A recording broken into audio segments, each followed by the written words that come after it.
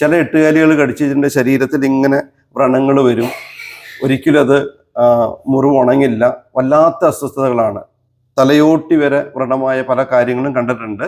അപ്പോൾ ഇവിടെ അതിനൊരു പാരമ്പര്യ വൈദ്യമുണ്ട്. പിന്നെ പാരമ്പര്യ വൈദ്യന്മാരൊക്കെ ഈ പറയുന്ന പോലെ പൈസയ്ക്ക് വേണ്ടി ചെയ്യുന്നതല്ല ഇത്. നമുക്ക് മരുന്ന് തന്നതിന് ശേഷം നമ്മൾ എന്തെങ്കിലും ഒരു ദക്ഷിണ സന്തോഷത്തോടെ കൊടുക്കണം, അത്രയേ ഉള്ളൂ.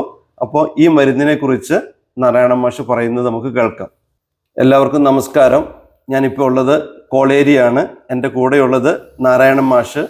ഈ പാരമ്പര്യമായിട്ടുള്ളത് അമ്മയുടെ അച്ഛൻ്റെ കാലത്തുള്ള പാരമ്പര്യ ചികിത്സയാണ്. അമ്മ അന്ന് മരിക്കുന്നതിന് മുമ്പ് എന്നോട് പറഞ്ഞതനുസരിച്ചുള്ള ചികിത്സകളാണ് ഞാൻ നടക്കുന്നത്.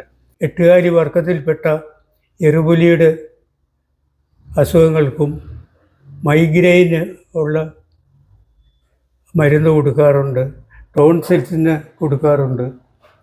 പ്രധാനമായിട്ടും ഇപ്പോൾ കൊടുത്തുകൊണ്ടിരിക്കുന്നത് എട്ടുകാലി അല്ല ചിലന്തിയുടെ കടി മൂലമുണ്ടാകുന്ന അസുഖങ്ങൾക്കാണ് ഫലപ്രദമായ മരുന്ന് കൊടുക്കുന്നത്. എത്രയോ 10-15 കൊല്ലം വരെ പഴക്കമുള്ളവർ ഇവിടെ വന്ന് ശരീരം മുഴുവൻ വേദനയും നീരും പൊട്ടി ഒലിക്കുകയൊക്കെ ചെയ്ത ഞാൻ കഷായത്തിൽ ഗുളിക കൊടുത്ത് പൂർണ്ണമായി സുഖമായിട്ടുണ്ട്.